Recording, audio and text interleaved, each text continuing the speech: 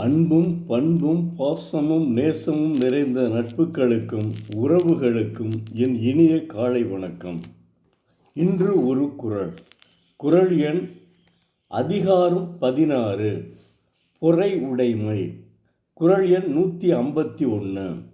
அகழ்வாரை தாங்கும் நிலம்போல இகழ்வார் பொறுத்தல் தலை. அகழ்வாரை தாங்கும் நிலம்போல தம்மை இகழ்வார் பொறுத்தல் தலை.